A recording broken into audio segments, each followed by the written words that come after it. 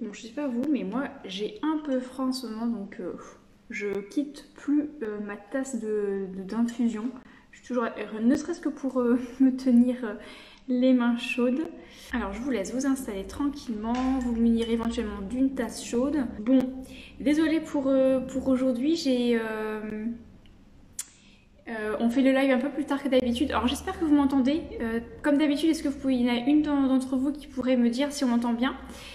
Ouais, donc ce que je disais, c'est que j'ai commencé le live un peu plus tard parce que j'étais en enregistrement de podcast juste avant, donc c'était prévu jusqu'à midi. Et du coup, ouais, j'ai fait un podcast avec une invitée et je sais pas si vous connaissez Je ne suis pas jolie.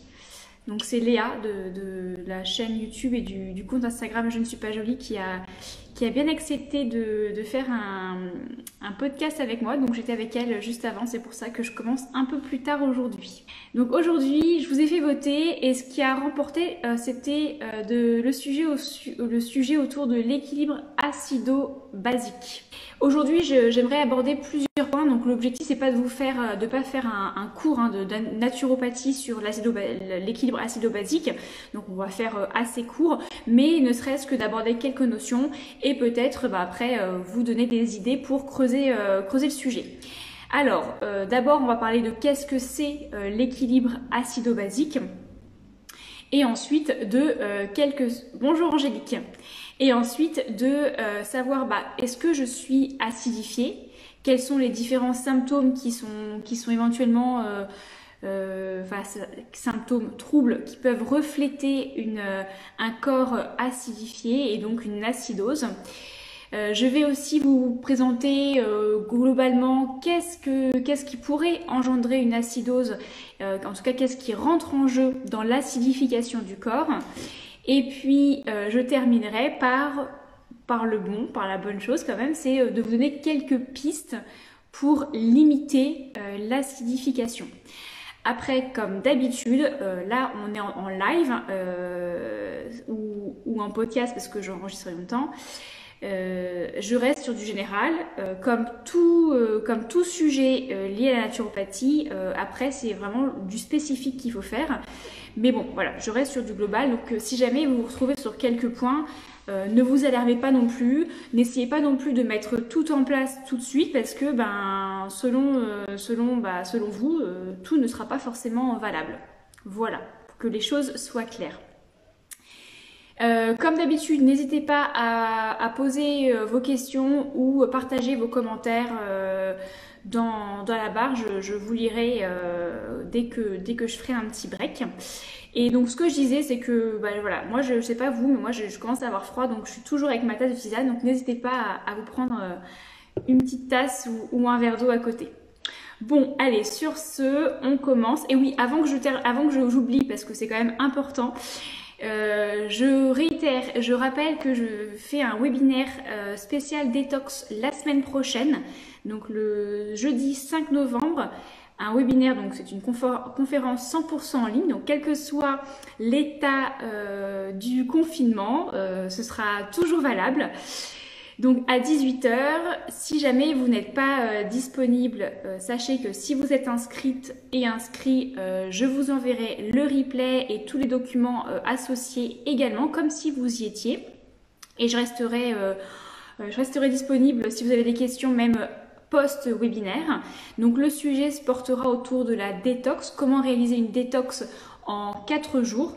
Donc voilà, on ira encore un petit peu plus loin avec des outils pratiques pour réaliser une détox en 4 étapes sur 4 jours. Voilà, donc si ça vous intéresse, vous pouvez encore vous inscrire jusqu'à la fin de la semaine. Le lien de l'inscription du webinaire est en barre de description, donc dans ma bio. Voilà, vous avez un lien direct et vous pouvez aller vous inscrire. Et voilà, je serai ravie de vous accueillir sur le webinaire. Maintenant que ça c'est fait, trop hâte. Moi aussi j'ai hâte. Et d'ailleurs, si vous avez des amis qui pourraient être intéressés, partagez. Plus on est de fous, plus on rit. Donc, on rentre dans le vif du sujet de l'équilibre acido-basique. Déjà, qu'est-ce que l'équilibre acido-basique ?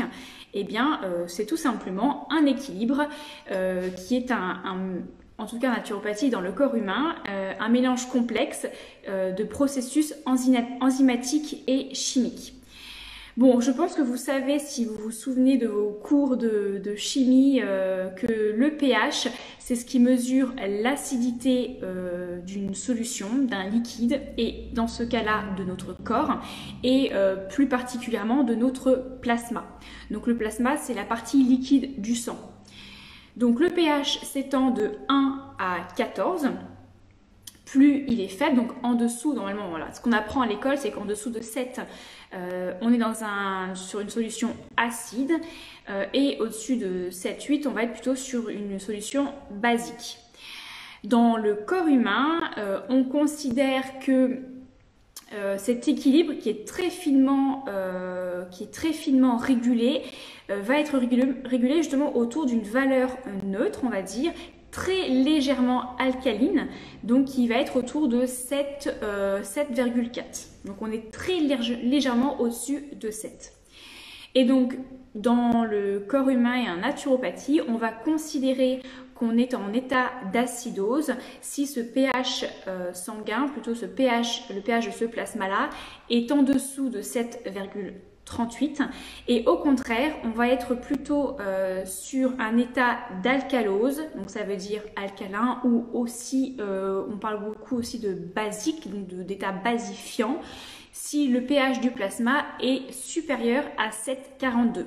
Donc on voit très bien en fait que finalement l'échelle de variation est très fine, et donc ce qui montre que tout le processus métabolique du corps humain est ajusté comme ça de manière très très subtile entre ces deux valeurs-là. Bien entendu, on va beaucoup parler d'acidification aujourd'hui, donc ça veut dire un pH qui va être plutôt en dessous de 7,38, parce que c'est ce que l'on observe le plus souvent, et il faut savoir quelques conséquences. Être dans un milieu, enfin avoir un pH du plasma, ou en tout cas avoir un état d'alcalose, c'est quand même on en voit beaucoup moins, parce que voilà, je vais vous expliquer, il y a plein de choses qui rentrent en compte et qui nous amènent plutôt à avoir une acidose plutôt qu'une alcalose. Voilà. Mais ce que l'on cherche à atteindre, c'est quand même cet état, cette valeur légèrement alcaline de 7,4. Voilà un petit peu ce que je voulais vous dire sur juste vraiment les bases. Qu'est-ce que l'équilibre acido-basique? Après, ce qu'il faut faire attention, les choses auxquelles il faut faire attention, notamment des petites subtilités, c'est que l'impression gustative d'un aliment n'est pas forcément liée à son niveau d'acidité. Si on prend le cas du citron, notamment le citron mûr, va avoir un goût acide en bouche. Et d'ailleurs, petit aparté, ça va être un très bon remède contre les soucis de foie, mais également cardiovasculaires. Donc ça va avoir un goût acide en bouche. Néanmoins, l'effet sur le corps va être basifiant, ou encore avoir un effet alcalin. Donc ça va complètement, en fait, c'est pas du tout, c'est assez contradictoire, mais c'est un faux ami qui est plutôt un bon ami, parce qu'au final, le citron n'est pas acidifiant. Petit aparté sur le citron, c'est quand même acidifiant en bouche. Donc si vous en buvez souvent, veillez quand même à le boire à la paille, de manière à pas trop abîmer votre émail. Voilà. Donc c'est juste le petit truc. Par contre, voilà, c'est acide en bouche, mais c'est alcalin dans le corps, avec les différents processus enzymatiques et métaboliques liés au système digestif. En revanche, si on prend le cas des céréales, donc des produits céréaliers, y compris les céréales complètes, ou bien même la semoule, le quinoa ou le riz, eh bien ces aliments-là, qui sont pourtant doux en bouche, pas du tout acides, vont au contraire être acidifiants pour le corps. De manière générale, les protéines, et surtout les protéines animales, vont plutôt être acidifiantes, et donc sont à limiter. Mais pour ça, je reviendrai tout à l'heure sur ça. Et dernier faux ami entre guillemets, l'orange aussi. L'orange qui est acide en bouche va plutôt être alcalin dans le corps. Donc voilà, c'était juste une petite parenthèse pour vous dire que côté alimentation, la saveur gustative d'un aliment ne reflète pas forcément sa réelle acidité et son réel effet acidifiant ou basifiant engendré dans le corps. Voilà, si vous avez des questions, n'hésitez pas au fur et à mesure, sinon je passe directement à la suite. Je bois un petit coup, parce que boire c'est important aussi pour participer à l'alcalinisation du corps. Voilà. Alors, je pense, qui va vous intéresser, c'est de savoir comment savoir si je suis acidifiée ou pas. Il y a plusieurs symptômes qui peuvent un peu mettre... il y a plusieurs signes qui généralement ne trompent pas, et qui peut mettre un petit peu... qui peut être des indices, et souvent que nous, en tant que naturopathe, on va observer quand on va justement regarder une personne. Notamment l'état des cheveux. Des cheveux qui vont être cassants, qui vont être fourchus, qui vont être ternes, ou une perte de cheveux relativement intense, va être un signe potentiel d'acidose. Donc l'acidose, je rappelle, c'est le fait que le pH du plasma, donc la partie liquide du sang, soit inférieur à 7,38 et donc soit en état d'acidité. Pour vous rassurer, c'est normal de perdre des cheveux. On en perd environ 400 par jour, voilà. Mais quand je dis des pertes de cheveux intenses, c'est que vous avez, limite vous touchez vos cheveux, vous avez sans arrêt plein de cheveux dans vos mains, ou alors des gros tas de cheveux dans votre douche, etc. Donc voilà, c'est des choses auxquelles il faudrait prêter attention. De la même manière, l'état des ongles. Moi, j'aime bien demander à mes clients de ne pas forcément porter de vernis quand je les ai en consultation, enfin en rendez-vous, parce que j'aime bien regarder l'état des ongles, et ça peut même se faire à distance, c'est assez simple. Vous voyez, là, si je vous fais comme ça, vous voyez mon ongle. Bon, là, pour le coup, il y a du vernis. Mais du coup, un ongle qui va être strié, par exemple, ou des ongles qui vont être très mous et qui vont se dédoubler, pareil, ça c'est un signe potentiel d'acidose. Des caries à répétition, encore une fois, signe d'acidose. Des soucis articulaires comme des troubles chroniques des articulations, de l'arthrose, de l'ostéoporose, des crises de gouttes ou différents rhumatismes. Pareil, ça c'est un signe d'acidose. Je dis bien que c'est un signe potentiel d'acidose parce qu'encore une fois, en tant que naturopathe, en tout cas, on ne tire jamais une conclusion sur un seul signe ou une seule facette de la personne. C'est vraiment le fait d'entremêler plein d'indices qui va nous permettre d'avoir une conclusion la plus fiable possible. La fatigue aussi, une fatigue qui soit chronique, un manque d'énergie, une difficulté à se concentrer, peut être aussi le signe d'une acidose. La frilosité, le fait d'avoir froid tout le temps, limite quelle que soit la température de votre appartement ou de votre maison, va être aussi potentiellement un signe d'acidose. Des problèmes de peau, de l'eczéma, du psoriasis, de l'herpès va être aussi un signe d'acidose, comme par exemple des aftes à répétition, ou même aussi des boutons de fièvre. Des soucis rénaux, donc par exemple des calculs rénaux, ou encore des cystites à répétition, ou le fait, sans parler de cystite mais des brûlures à uriner aussi, ça c'est un signe potentiel d'acidose. Des brûlures d'estomac aussi, peut-être un signe d'acidose avec les ulcères, des fois des renvois acides, ça peut être aussi un signe d'acidose. Voilà, donc j'espère que je ne vous ai pas fait peur, mais en tout cas, tout ça, tous ces signes que je viens de vous énumérer, et encore ils ne sont pas exhaustifs, sont des choses auxquelles il faut prêter attention. Vous-même, déjà, essayez de vous observer, et puis si vous consultez un naturopathe, c'est quelque chose qui va rentrer en compte dans l'observation de qui vous êtes et de votre constitution, et aussi va lui permettre de confirmer ou non un état d'acidose. Alors, est-ce que je vous laisse du coup quelques instants pour réfléchir à tout ça et voir si c'est quelque chose qui vous concerne. Mais rassurez-vous, enfin, rassurez-vous, oui ou non, nous sommes tous en état d'acidose. Malheureusement, de par plein de choses dans votre environnement que je vais vous citer. Et donc l'objectif de tout ça, ça va être de tout mettre en œuvre pour limiter au maximum cet état d'acidose. Alors, Valphoto74 nous dit, est-ce que l'on peut faire un test? Oui, alors, une fois que vous avez éventuellement des doutes, par exemple, vous pouvez réaliser un test de pH. Alors, vous avez je pense, des tests des bilans sanguins possibles, mais de manière beaucoup plus simple, vous pouvez vous procurer sur Internet des petites bandelettes à pH urinaire. Et donc là, vous pouvez venir réaliser un test.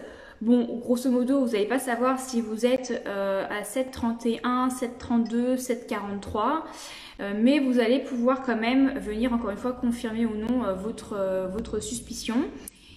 Pour réaliser ce test-là, c'est relativement simple, mais il faut quand même, faut quand même suivre un petit protocole que je vais vous expliquer.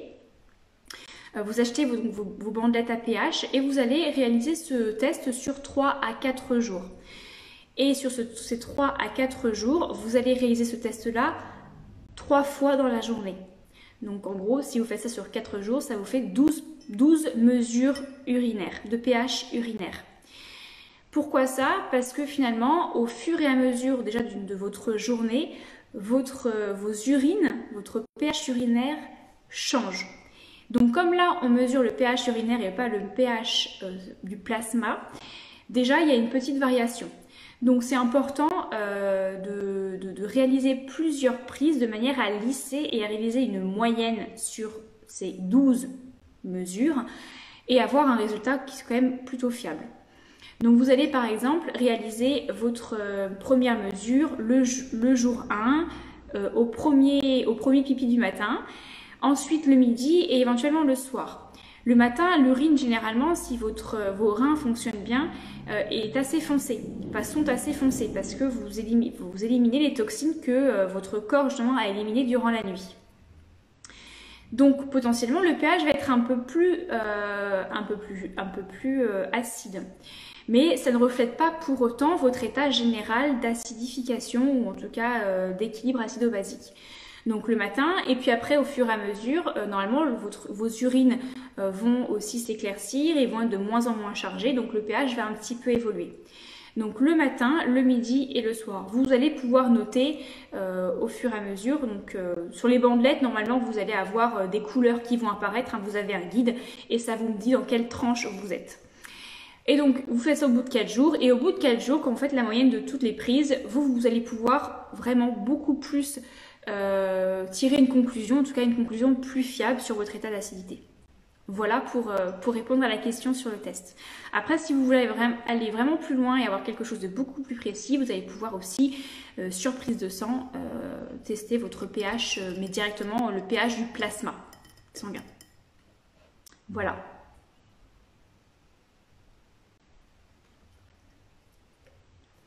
Donc on a vu, je vous en prie. Donc on a vu un peu qu'est-ce qu'était l'équilibre acido-basique, quels sont les différents signes qui peuvent mettre un peu la puce à l'oreille, mais grosso modo, quelles sont les conséquences d'une acidose? Eh bien finalement les conséquences d'une acidose sont liées aux signes, ça veut dire que tous les problèmes articulaires vont être des conséquences d'une acidose. Aussi un état stressé de surmenage va à la fois être un état d'acidose et à la fois une des causes pouvant justement engendrer une acidose. Vous allez voir, les signes et les causes sont quand même assez entremêlés. La principale, on va dire, donc au-delà de tout ce qui va être ulcère et troubles et rhumatisme, la principale aussi conséquence d'une acidose, ça va être les carences. Tout ce qui va être carence en vitamines, en minéraux, ça va être la grosse conséquence d'une acidose chronique, donc une acidose sur le long terme, parce qu'en fait l'acidose va limiter la neutralisation et l'élimination des différentes toxines et des différents acides, et ça va empêcher le corps de bien assimiler les vitamines et les minéraux. Donc potentiellement, si vous avez une hygiène alimentaire équilibrée, riche en fruits et légumes, crus et cuits, et que vous pensez que vous avez vraiment tout un panel et une variété et un équilibre, si derrière vous faites une prise de sang et que vous avez des carences, il y a plusieurs raisons pouvant expliquer ces carences. Si ça ne vient pas de l'absorption, ça vient de l'assimilation. Et l'assimilation, potentiellement peut-être que vous avez un souci d'acidose, et ou, encore une fois, j'en ai déjà parlé, peut-être que vous avez des soucis au niveau de vos intestins, puisque c'est au niveau des intestins que se réalise l'assimilation des différents nutriments. Donc, voilà, quand on a une carence en vitamines et en minéraux, quand on fait une prise de sang, la solution, c'est pas forcément de prendre encore plus de compléments alimentaires, parce que là, vous allez encore plus surcharger votre corps. Potentiellement, si vous êtes certain que votre alimentation est équilibrée et variée, donc ça, après, vous pouvez vous faire accompagner par quelqu'un. Et en plus, si vous avez déjà pris et vous êtes déjà en train de prendre des compléments alimentaires, ça veut dire que finalement, le souci de la carence ne vient pas de votre absorption, mais vient bien de votre assimilation. Et donc après, peut-être que c'est une acidose et ou un souci digestif. Donc c'est peut-être même sur ces deux champs de bataille qu'il va falloir travailler. Donc voilà, et de toute façon l'organisme, je pense que si vous me suivez, vous commencez à comprendre que l'organisme est complexe, tout est lié, c'est systémique, et des fois un premier trouble va avoir un effet boule de neige et va engendrer d'autres troubles. Et malheureusement, des fois les symptômes reflètent le deuxième ou troisième trouble engendré, alors que la source primaire est bien plus loin. Donc il faut remonter un peu comme ça la pelote de laine. Après tout ce qui va être soucis musculaires, etc., ça va être forcément des conséquences de l'acidose. Donc si vous avez des tendinites à répétition, encore une fois des douleurs un peu dormantes mais qui vous réveillent comme ça, potentiellement vous avez peut-être une acidose également. Voilà pour cette partie-là. Et maintenant, je pense que ce qui est important aussi de partager, c'est quels sont tous les facteurs. Alors, je ne vais pas forcément faire tous les facteurs parce qu'encore, c'est compliqué d'avoir une liste exhaustive. Mais quels sont tous les facteurs, en tout cas les principaux facteurs qui peuvent venir acidifier votre corps. Et là, vous allez voir qu'il y a différents types de facteurs. Il y a des facteurs environnementaux et il y a des facteurs plus d'habitude de vie. Et l'un, que ce soit les facteurs environnementaux ou les facteurs d'habitude de vie, vous allez, et là je vous rassure, et je pense que c'est une bonne nouvelle, vous êtes acteur de votre santé, vous allez pouvoir agir dessus de manière non pas forcément à toujours tout éradiquer, mais à limiter un maximum. Parce que si je prends les facteurs environnementaux, par exemple, tout ce qui va être pollution, eh bien, le pollution ou encore le froid, ça va être des choses sur lesquelles vous allez pouvoir plus ou moins agir. La pollution, elle est déjà présente. Donc, à vous de limiter vos expositions, mais vous ne pourrez pas l'éradiquer. On est bien d'accord. Le froid, c'est pareil. À moins que vous alliez vous exiler, et c'est un petit peu compliqué en ce moment, mais vous exilez en Guadeloupe pendant l'hiver, le froid pendant l'hiver, vous allez forcément le subir. Donc à vous aussi de mettre en place des choses pour limiter ce facteur-là. Mais en tout cas, sachez que le froid et la pollution sont des facteurs qui vont favoriser en tout cas l'acidification de votre corps. Ensuite, il y a plus des choses d'habitude de vie sur lesquelles vous allez totalement être acteur. Je ne dis pas que c'est pas forcément facile de les enlever ou de les limiter, mais vous allez pouvoir agir concrètement dessus. Le tabac, l'alcool, les drogues, les sucres raffinés sont des facteurs très importants d'acidification du corps. Je parlais tout à l'heure de boire parce que la déshydratation est aussi un facteur d'acidification du corps. D'ailleurs, excusez-moi, je bois, je m'assèche. La prise des médicaments, donc les médicaments que vous prenez peut-être soit de manière momentanée ou des médicaments que vous avez dans vos cures quotidiennes, par exemple une pilule contraceptive ou un anti-inflammatoire, une aspirine, etc. Les médicaments vont être aussi des sources, des facteurs d'acidification du corps. La pilule contraceptive d'ailleurs c'est un sujet qui est de plus en plus abordé et du coup j'en ai enregistré un podcast que je diffuserai très rapidement sur le podcast Hygiène de vie, sur ma chaîne de podcast, parce que c'est un sujet qui me tient à cœur pour plein de raisons et comme voilà, faut pas oublier que la pilule contraceptive ça reste un médicament. Ça a des conséquences, ça a aussi beaucoup d'avantages dans le sens où ça a quand même marqué la libération de la femme et l'émancipation. Mais voilà, ça a certaines conséquences, dont celle-ci, dont l'acidification. Et comme c'est un médicament, en tout cas oui, c'est un médicament que l'on prend quotidiennement, au fur et à mesure, ça peut engendrer des conséquences non négligeables. Donc voilà, ce sera prochainement sur ma chaîne de podcast, j'aurai un épisode à ce sujet-là. Quoi d'autre? Tout ce qui va être stress, surmenage, le manque de sommeil aussi vont être des signes et des facteurs plutôt d'acidification. Pourquoi le manque de sommeil? Tout simplement parce que, encore une fois, si vous me suivez depuis un petit moment, vous savez que donc, je parle pas mal de détox dans le sens détoxification naturelle du corps. Je parle jamais de détox pour perdre de poids, ça c'est pas du tout l'objectif. L'objectif c'est juste de la détoxification pour le nettoyage du corps. Et bien pendant le sommeil, c'est là que votre corps se régénère le plus. Et c'est là que votre corps se régénère tout simplement. Donc, un manque de sommeil va empêcher le corps de correctement se régénérer. Donc, vous allez accumuler des toxines qui ne seront pas éliminées. Et encore une fois, l'accumulation de toxines et une surcharge de toxines et de toxiques va être des facteurs qui vont acidifier le corps.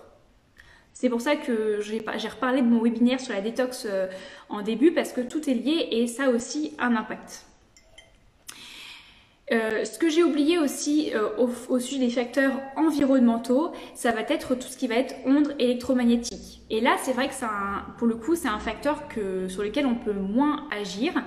Parce qu'on est tout simplement, là mes écouteurs sont connectés, je suis face à vous avec un téléphone, j'ai mon ordi, j'ai mon disque dur qui est branché, on a le four qui est branché, on a plein de trucs qui sont branchés, qui sont en veille.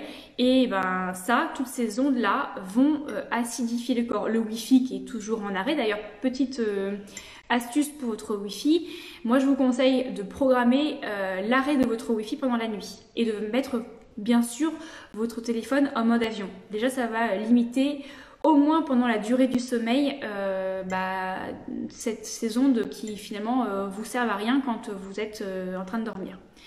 Mais bon, tout ça, voilà, ce sont des facteurs qui, en tout cas les ondes électromagnétiques rentrent en jeu dans l'acidification du corps et pour lequel il est encore plus compliqué d'agir. La sédentarité, le manque de mouvement acidifie le corps. Pourquoi? Tout simplement parce que le mouvement permet d'éliminer les toxines. Et donc, si on n'élimine pas les toxines, on les accumule. Et donc, ce que je viens de dire, c'est le chat qui se mord la queue.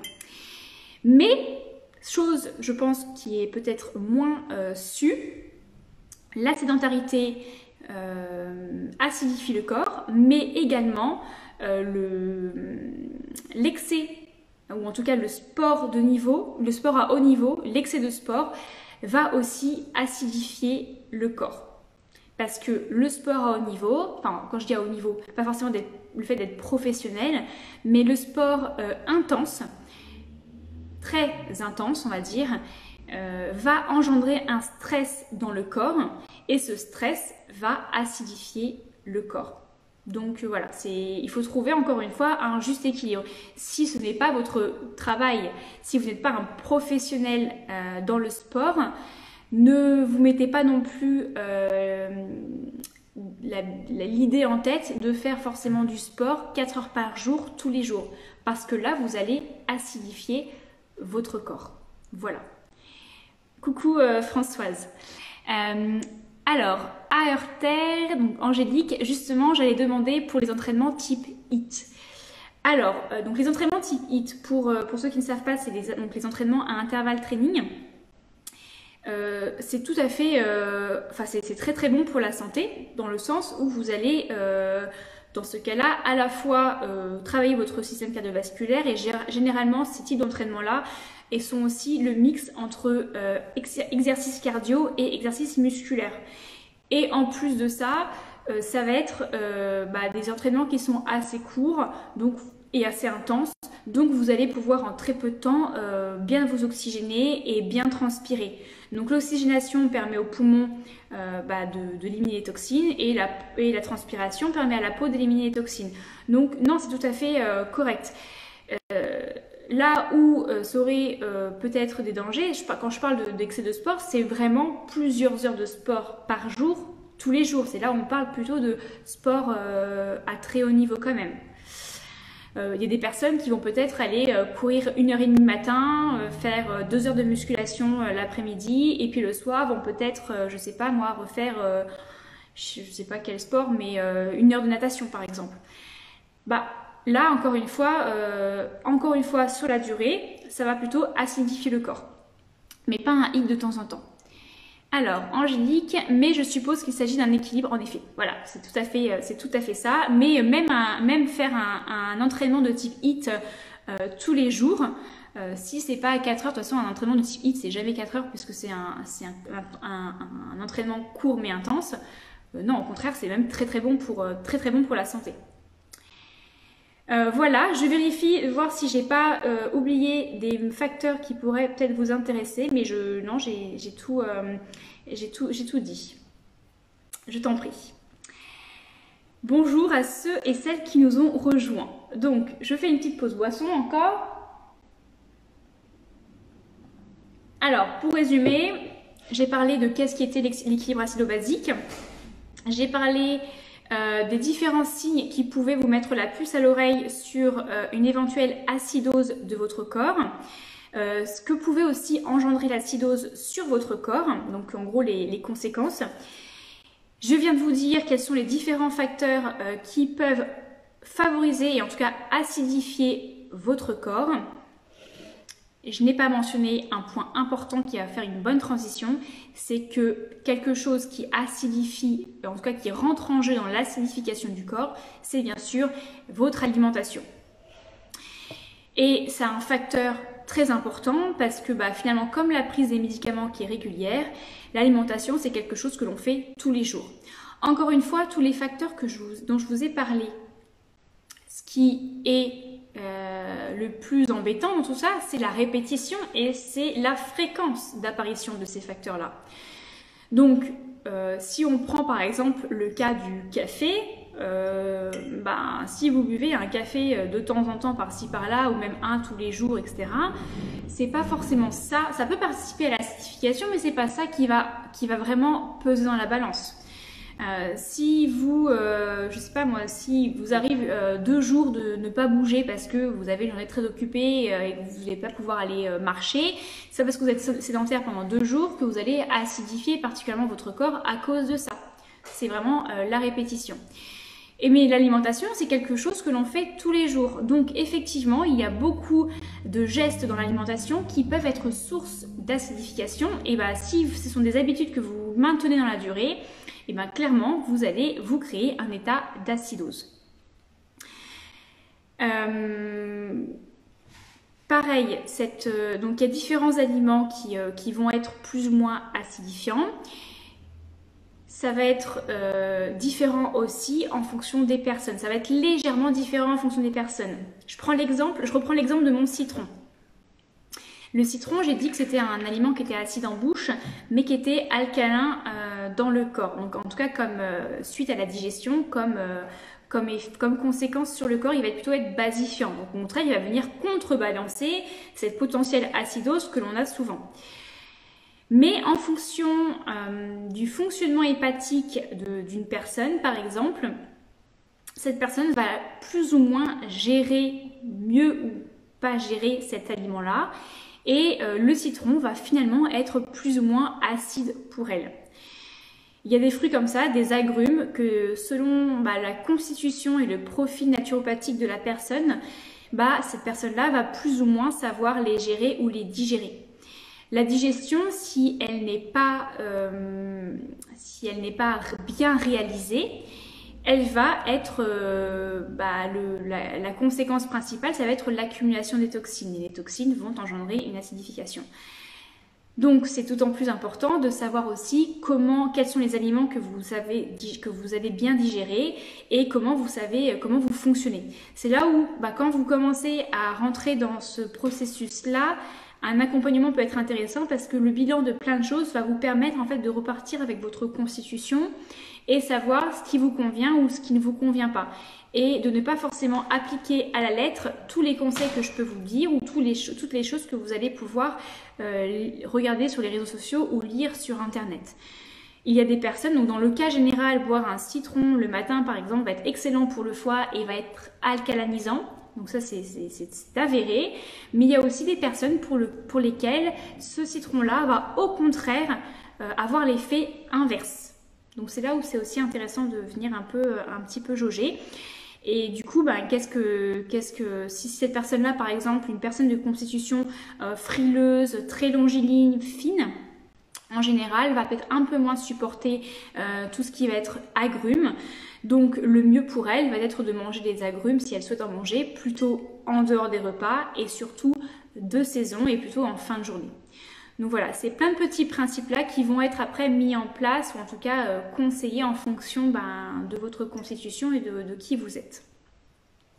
Mais de manière générale, l'alimentation va être source d'acide, surtout certains aliments. Et c'est là où, moi je reprends sur les yeux mon tableau, j'ai fait et je pense que Angélique du coup tu pourras en témoigner, j'ai un tout petit doute sur quel e-book, mais c'est soit sur mon e-book immunité, soit sur mon e-book nutrition, je parle de l'équilibre acido-basique et j'y insère un tableau justement qui présente le niveau d'acidité de différents aliments. Donc par exemple, là je l'ai devant les yeux, vous avez des aliments qui sont fortement acides, d'autres moyennement acidifiants, d'autres qui sont faiblement acidifiants et d'autres qui vont être au contraire faiblement alcalinisants, moyennement alcalinisants ou fortement alcalanisants. Donc comme si vous avez bien suivi jusqu'à présent, l'objectif va l'objectif n'est pas d'avoir un pH alcalin, mais comme on est plus dans un contexte qui nous acidifie, on va essayer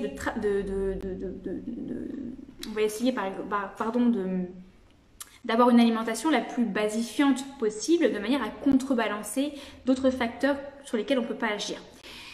Si je prends par exemple les deux extrêmes, les aliments qui sont fortement acidifiants, on va avoir par exemple les sodas, les farines, surtout les farines raffinées, donc blanches, les fromages, les poissons, donc les fromages, surtout les fromages de vache, les poissons, les viandes, les charcuteries, les pâtes blanches, tout ce qui va être friture, les confitures, donc surtout les confitures industrielles où il y a autant de sucre que de fruits et du sucre blanc, la caséine, donc la caséine c'est la protéine qui est dans le lait de vache, le pain, surtout le pain blanc, le sel, les arachides, donc ça dépend desquels, l'alcool, le café et le sucre blanc. Donc ça va être vraiment les aliments qui vont être très acidifiants. Pour les aliments qui vont être au contraire fortement basifiants ou alcalinisants, on va retrouver les épinards, le persil, les figues séchées, tout ce qui va être fruits secs, donc les raisins secs, les abricots secs, les graines germées, la patate douce, le miso, les framboises et le citron, moyennant certaines personnes qui vont peut-être moins bien le tolérer. Après, vous avez des intermédiaires et encore une fois, moi, forcément pour une alimentation saine, je vous conseille d'éviter les aliments fortement acidifiants, pas tant finalement pour leur niveau d'acidité, mais finalement dans cette catégorie-là, on retrouve surtout des produits transformés. Donc c'est plutôt pour pour le fait que ces aliments-là sont complètement vides en nutriments, que je vais vous les déconseiller. Après, le tout, en fait, si vous avez connaissance de ce tableau-là, c'est de jouer un petit peu avec tous les aliments et aussi de vous faire plaisir, bien évidemment, mais tout en essayant de piocher un maximum d'aliments vers le côté alcalin. Alors, Asanaturo, excuse-moi, chaque fois le pseudo, j'ai du mal. Tu connais le resto, alors le resto PH Équilibre à Paris? Non, je ne connais pas du tout. Eh bien, je serais curieuse de connaître, enfin de découvrir. La prochaine fois que je vais à Paris, j'irai jeter un petit coup d'œil. Merci beaucoup. Angélique, oui, à télécharger, les e-books sont super bien faits avec justement de super tableaux de récapitulatifs. Eh bien écoute, merci beaucoup Angélique pour cette belle promotion que tu me fais. Je suis contente que ça t'ait plu et effectivement oui, c'est l'e-book Immunité, ouais, dans lequel il y a ce tableau-là. Alors, je voulais aussi, donc de manière générale, les protéines, comme je disais, sont assez acidifiantes. Mais je voulais faire un petit, parce que le temps passe, mais je voulais faire un petit aparté sur les céréales. Souvent, je dis que voilà, c'est important de manger du glucide, etc., avoir un équilibre, etc. De privilégier des céréales qui soient complètes. Il faut garder à la tête, si on prend ce spectre-là de l'acidité, que même les céréales complètes sont acidifiantes, puisqu'elles produisent de l'acide phytique qui est acidifiant et qui fait justement précipiter les minéraux dans le corps et donc engendre des carences. Encore une fois, je parle de grosse consommation de céréales complètes. Mais il faut l'avoir en tête parce que comme je disais au début, ça a un goût, c'est une saveur douce en bouche. Donc on ne peut pas forcément s'imaginer que derrière, les céréales complètes vont acidifier le corps. Mais si, les céréales complètes, les céréales de manière générale raffinées, mais aussi on va dire les céréales complètes, acidifient également le corps. Donc comme tout, c'est un équilibre et avec modération. Comment faire pour limiter cette acidité de ces céréales complètes? Si on prend le cas du pain, qui est très souvent consommé, même les pains complets, etc., à base de blé ou de farine, de seigle, etc., vont être acidifiants. Ce qui va permettre de limiter l'acidité du pain, c'est quand vous prenez des pains au levain. Et non pas des pains à la levure, qu'on trouve maintenant facilement. Maintenant, les boulangers, très peu de boulangers font des pains au levain parce que finalement c'est un vrai savoir-faire et c'est plus compliqué à mettre en œuvre. Et pour autant, c'est ce pain-là qui est le plus nutritif et le moins acidifiant des pains. Au contraire, il va être reminéralisant. Donc c'est vraiment un type de pain à privilégier et limiter au maximum les autres types de pains. Ensuite, au niveau des céréales complètes, ce qui va permettre de limiter l'acidification, c'est de les faire germer. Donc en les faisant germer, donc par exemple si on prend les légumineuses qui sont aussi acidifiantes, si on prend des lentilles, faites-les germer. Les lentilles germées sont beaucoup moins acidifiantes et au contraire très riches en minéraux. En faisant tremper longtemps, quand je dis longtemps, c'est 24 heures on va dire, voire un peu plus, si vous avez le temps et si vous y pensez. Mais tout ce qui va être riz, épeautre, qu'est-ce qu'on peut mettre d'autre, quinoa, sarrasin, millet, voilà, j'en oublie peut-être, sont des céréales que je vous invite à tremper. Ça va, 1, faciliter la digestion, 2, accélérer le temps de cuisson et surtout 3, éliminer un maximum l'acide phytique et donc ça va forcément diminuer aussi leur état acide dans la digestion. Donc voilà, je vous recommande fortement de manger des choses germées qui vont être plutôt basifiantes et aussi de faire tremper 24 heures au moins vos céréales. Oui, il faut y penser. Après, c'est du temps masqué. Une fois que ça a trempé, vous ne faites plus rien. Donc, c'est juste, il faut y penser. Mais derrière, en fait, c'est un gain de temps dans la cuisson. C'est mieux pour la digestion. Vous avez beaucoup plus de minéraux et c'est beaucoup moins acidifiant. Voilà pour le petit point céréales et du coup, trempage. Alors, je fais un petit point, le temps que si vous avez des petites questions, vous me dites. Je fais un petit point sur ce que je voulais vous dire pour être sûr que Je n'oublie rien. Tac, tac, tac. Non, c'est bon. Je suis bon pour l'instant. Voilà. Eh bien, on va terminer par, si vous n'avez pas de questions, je prends juste un petit coup. Voilà, excusez-moi, mais j'ai soif. Et par contre, je vois que l'heure tourne, donc je vais accélérer parce que sinon, je vais encore ne pas pouvoir enregistrer mon live. Alors, comment rétablir maintenant un équilibre? Eh bien, comme vous l'avez compris, l'alimentation, un maximum d'aliments provenant des familles d'aliments alcalins ou faiblement acidifiantes. Un aliment qui soit riche en légumes verts va permettre de basifier. Et donc les légumes de manière générale et surtout les légumes verts, et puis après tous les processus de germination, de trempage pour ensuite limiter l'acidité de certains aliments. Une alimentation de manière générale qui est pauvre en protéines rouges, en tout cas de viande rouge, va permettre de limiter un peu l'acidification.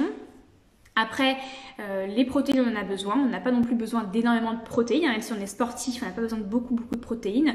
Donc finalement, faire attention sur sa consommation de protéines qui va aussi, au-delà d'acidifier le corps, un excès de protéines va aussi engendrer une sursollicitation des reins. Donc voilà, ça c'est des choses auxquelles il faut faire prêter attention.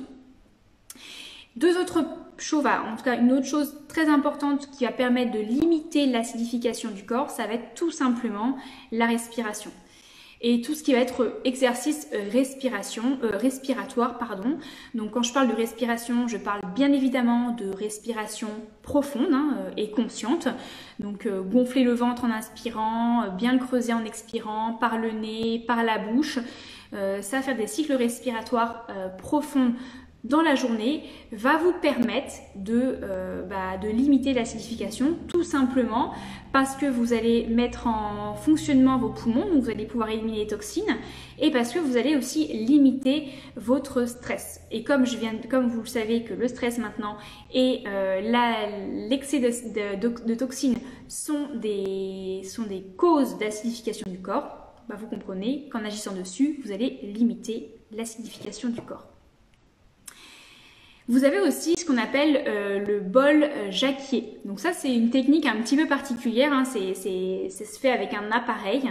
Mais grosso modo, en fait, c'est une technique qui permet, donc avec un appareil, on vient respirer, on met de l'huile essentielle de térébenthine ou alors qu'on appelle ça un composé de résine des pins maritimes, donc c'est assez particulier, c'est très spécifique. Et en fait, au-delà de respirer, cette méthode d'oxygénation va permettre aux cellules de mieux assimiler, on va dire, l'oxygène de votre respiration.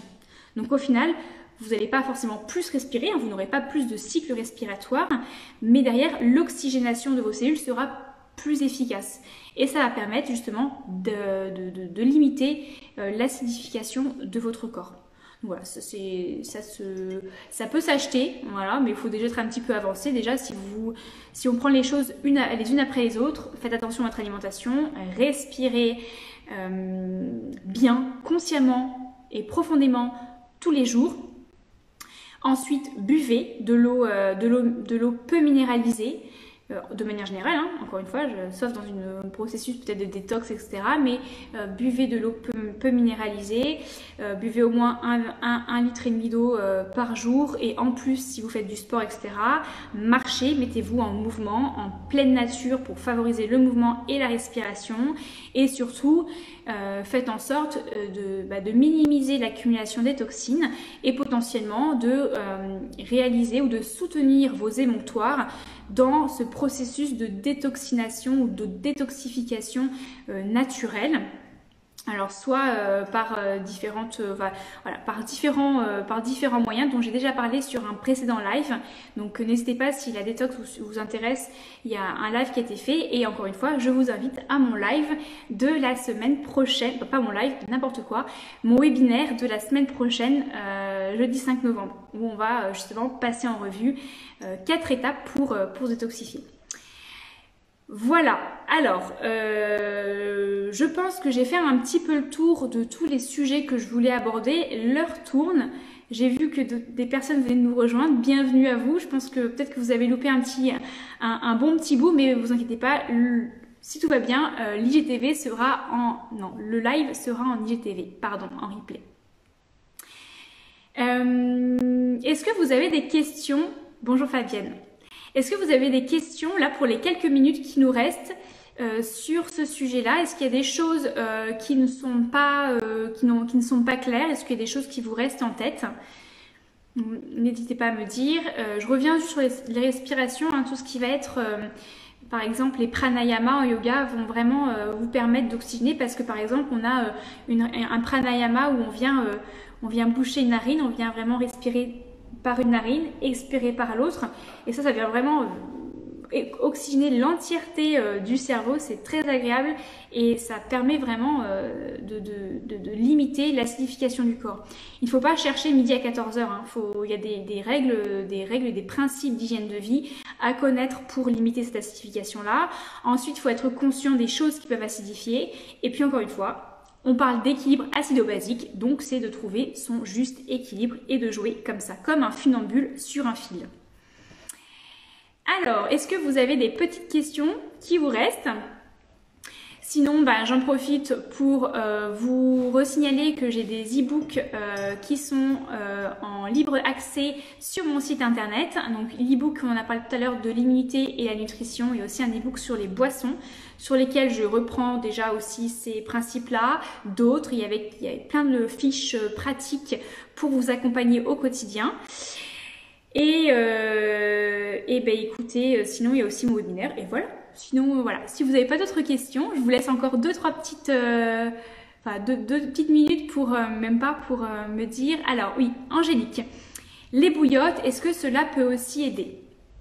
Alors, les bouillottes ne vont pas spécifiquement et directement aider sur l'état basique ou acide du corps, mais indirectement. Pourquoi? Parce que j'ai dit au début que le froid était un facteur acidifiant, donc forcément une bouillotte chaude va limiter cette sensation de froid, donc indirectement oui, mais en fait le gros avantage de la bouillotte, et moi c'est quelque chose que je vais commencer à mettre en place maintenant là, c'est surtout de faciliter le travail hépatique. Donc le foie, c'est l'organe le plus chaud. C'est l'organe qui fonctionne bien à partir du moment où la température interne est vraiment spécifique, et c'est l'endroit où il fait le plus chaud dans le corps. Donc si jamais le foie lutte, si jamais il n'est pas assez chaud, donc il va lutter pour bien fonctionner, potentiellement son fonctionnement va être altéré, il va donc moins bien gérer vos bols alimentaires, il va moins bien gérer les toxines et les toxiques que vous accumulez. Donc oui, la bouillotte, c'est un très bon outil à garder sous le coude tout l'hiver pour faciliter le fonctionnement du foie. Donc indirectement, comme on a dit qu'une accumulation de toxines était un facteur acidifiant, et bien si vous accumulez moins de toxines, et bien vous allez aussi agir sur l'état acide de votre corps, en tout cas l'acidose de votre corps. Voilà. Sinon, la semaine prochaine, je ne sais pas encore quel sujet on va aborder. J'avais mis un sondage pour aujourd'hui entre l'équilibre acido-basique et le stress. Peut-être que ce sera sur le stress, ou peut-être que j'aurai d'autres idées. Aussi, n'hésitez pas, le live c'est aussi et surtout pour vous. Donc s'il y a des sujets que vous voulez voir abordés, eh bien partagez-les moi. Comme ça, ça me permettra de préparer un live sur des choses qui vous intéressent concrètement. Eh bien, sur ce, si vous n'avez pas d'autres questions, je vous souhaite une très bonne journée. J'espère vous voir prochainement sur le webinaire Détox, le 5 novembre. Sinon, je vous dis à la semaine prochaine, à midi, mercredi, pour le prochain live. Bye bye!